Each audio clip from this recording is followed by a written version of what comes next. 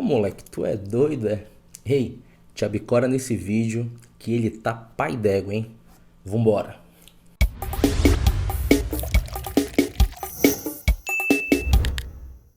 Olá pessoas, eu sou Bruno Scalise, esse aqui é o Sociologia no Tucupi e agora a gente vai dar continuidade à playlist de aulas e neste momento assuntos que estão mais relacionados dentro da grande área das ciências sociais, um pouquinho ali da parte de antropologia que vem a nível de ensino médio. E nessa antropologia moderna, você vai ter exatamente como um foco, seu objeto de estudo, a cultura.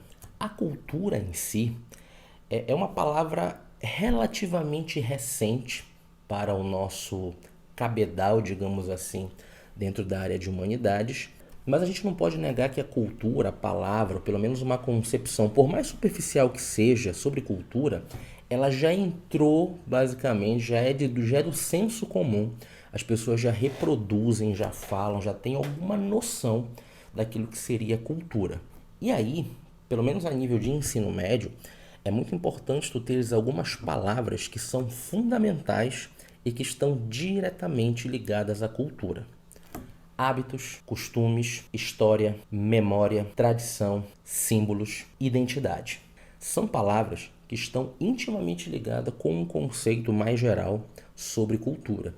Então, toda vez que você pensar em cultura, você vai pensar nessas palavras, você vai ter um nível de relação muito forte e você vai estar com certeza no caminho certo para conseguir definir, aplicar, entender, projetar, visualizar a situação cultural. Portanto, toda vez que a gente fala de cultura, a gente pensa logo, naquilo que a gente veste, naquilo que a gente come, naquilo que a gente cultua e principalmente, sem dúvida nenhuma, na maneira que a gente tem de se comunicar, inclusive em palavras escritas ou palavras em especial, neste sentido aqui, faladas. Se tem um objeto cultural marcante, sem dúvida nenhuma, é a língua. Nós temos uma forma mais universal, digamos assim, de atribuição, com uma palavra nesse sentido, até porque lembra que cultura em si é uma característica específica do ser humano, embora também tenha uma outra grande característica, que é o fato dela ser multivariada, ou seja, todo ser humano ele tem cultura.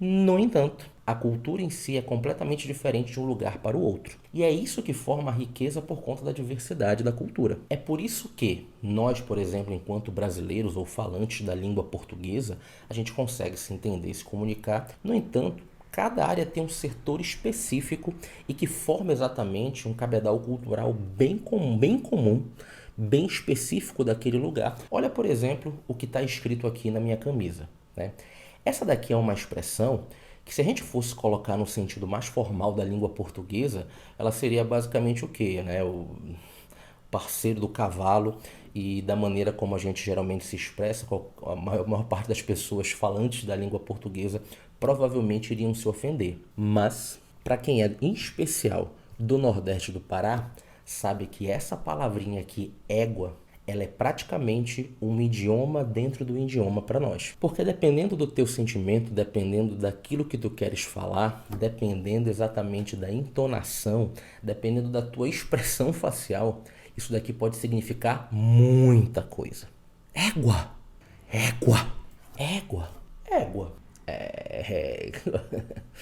Ou seja, para nós, dependendo do tempo que você coloca determinada vogal, dependendo da situação, dependendo da expressão, pode significar um mundaréu de coisas, digamos assim. Ou seja, o égua para nós é praticamente vida.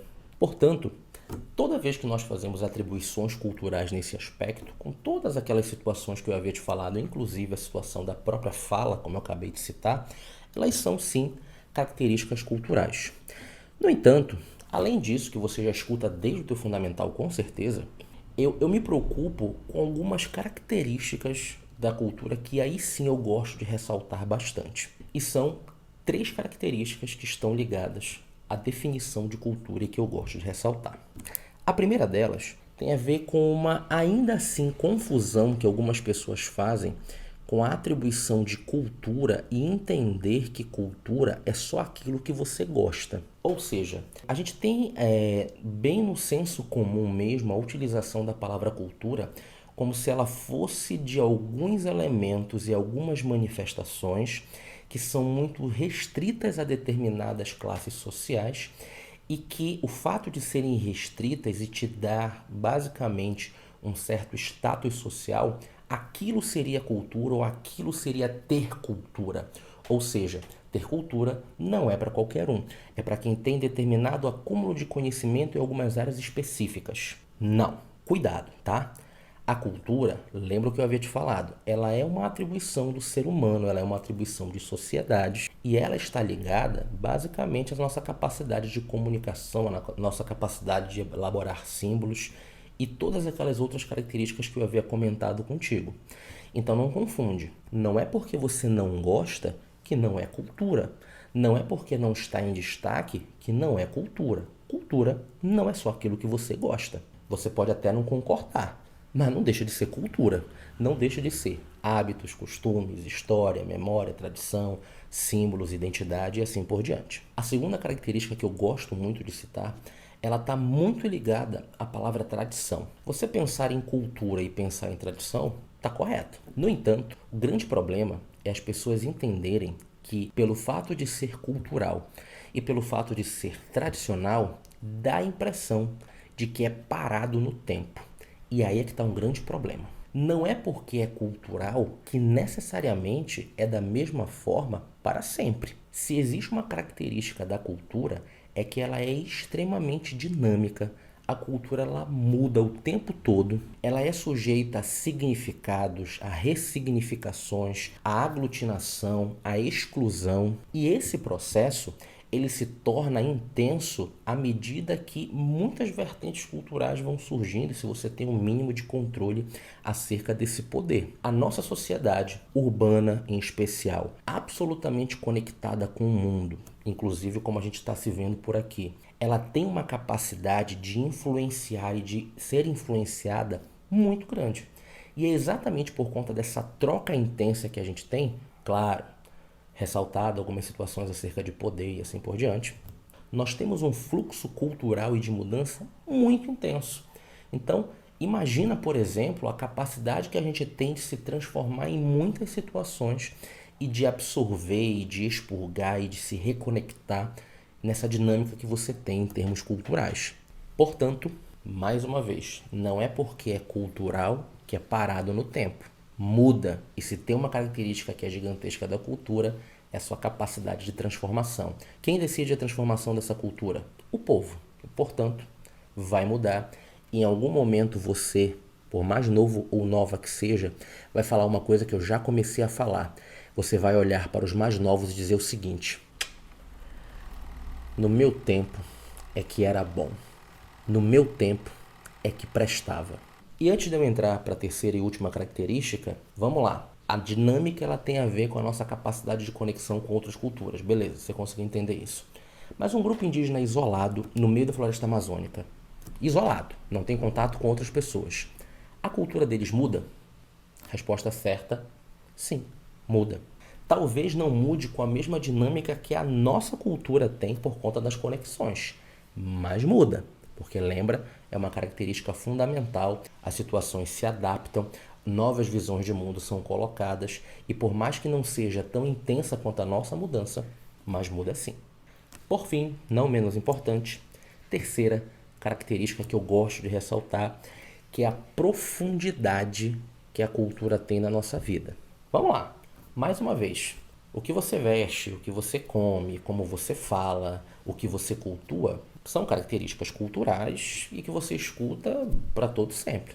Mas às vezes a gente não repara que a cultura ela molda a gente de uma forma tão intensa, mas tão intensa, que a gente não percebe que o mínimo dos nossos valores e que você inclusive pode se sentir absolutamente espantado quando vê uma coisa diferente, isso também pode ter e tem um aspecto cultural muito forte. Você, por exemplo, que tem o seu pet, que ama o seu cachorrinho, que ama o seu gatinho, você sabe que, e aí olha a valorização cultural, que infelizmente em alguns lugares eles são utilizados basicamente como alimentação. Teve uma situação, por exemplo, que há poucos anos, um grupo indígena que até aquele momento estava isolado começou a se aproximar dos não isolados, A FUNAI ficou sabendo, foi para lá e tentar contato, né? Nessa situação, pela primeira vez os indígenas visualizaram uma coisa que eles nunca tinham visto, que foi um cachorro. Eles queriam um cachorro. Eles queriam um cachorro para comer o cachorro. Relaxa, a FUNAI não fez essa troca, mas além dessa atribuição, que já é um espanto para a gente, embora a gente saiba que em alguns lugares da Ásia, por exemplo, ainda se faça isso daí, mas ali também teve uma outra situação bem curiosa. Eles queriam fazer uma troca, né? Uma relação que a gente tem mais simples, né? Que é o escambo. E eles queriam o cachorro e eles queriam fazer uma troca e uma mãe, uma indígena, ofereceu o próprio filho de colo. Eu não sei se você lembra, lá nas suas aulas de história, quando você estudou Grécia Antiga, lá na sociedade espartana, o que acontecia? Você tinha um papel fundamental de uma espartana que era gerar os grandes guerreiros do mundo. E esses guerreiros, eles eram logo avaliados no seu nascimento, né? Por uma comissão que você tinha de pessoas para avaliar essa criança. O que acontecia se aquela criança apresentasse qualquer tipo de problema que o impedisse futuramente, a priori, de ser um guerreiro? Exatamente. Ela era descartada. Ela era jogada do alto de um morro. E tu achas que as mães lamentavam por isso? Pode ser, claro, que uma aqui ou outra ali lamentassem, mas a maioria não, porque elas entendiam que não haviam cumprido o papel que lhe foi dado, que é de gerar os grandes guerreiros do mundo. Então, parte para outra. Portanto, por mais frustrante que seja para algumas pessoas, quando a antropologia vai ler esse tipo de atitude, ela vai ler que o amor maternal, inclusive, ele pode ser interpretado como uma questão cultural. Você, em especial para essa análise, geralmente não nasce amando.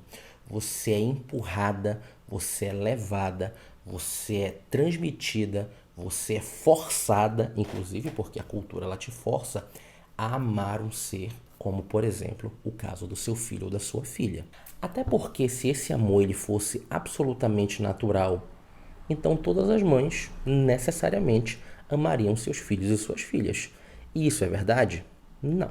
Claro que a antropologia moderna ela não despreza ou não deveria desprezar aquilo que a genética tem para falar sobre isso.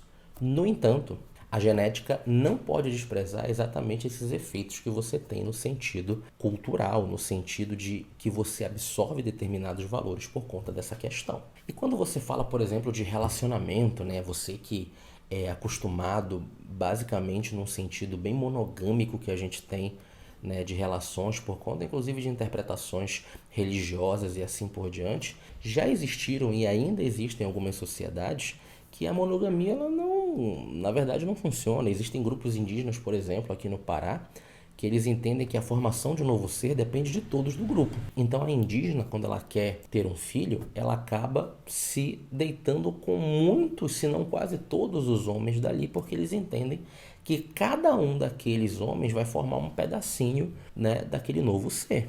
E tu acha que o companheiro dela fica pensando, nossa, como é que eu tô fazendo isso? Ah, eu sou corno. Não, tem nada a ver com isso. Porque o entendimento de relação que eles têm não tem um sentimento de posse individual como nós acabamos tendo. Porque vamos lá, você tem que ter um relacionamento, né, com um homem, com uma mulher, você fala o quê? É o meu namorado, é a minha namorada, né? Então esse sentimento de posse individual, monogâmico, ele é da nossa cultura e que não necessariamente serve para eles. Os Inuits, por exemplo, os esquimós, tinham hábitos, né? Eu não vou saber te afirmar se eles ainda mantêm esses hábitos, mas tinham hábitos relacionados à questão sexual bem peculiares. Por exemplo, como uma forma de entender, como uma forma de agradar os visitantes, os maridos cediam as próprias esposas para passarem a noite, fazendo indecência, né, com os visitantes, caso ele gostasse do visitante. Então, pessoas, essas e muitas outras características, por mais absurdo que seja para você, é exatamente uma questão cultural. São exemplos extremos que a gente coloca para você entender que a cultura ela tem uma profundidade tão grande, que até situações do teu cotidiano, corriqueiras, que são questões morais inclusive, elas são questões culturais. Beleza, pessoas? Tranquilo? Valeu, hein? Não te esquece, se você gostou, curte, compartilha, comenta, te inscreve, que na próxima tem mais. Na próxima a gente vai tentar entender de onde esse fenômeno fantástico chamado cultura, ele vem, ou pelo menos, quais foram as características que foram colocadas em determinados tempos na história.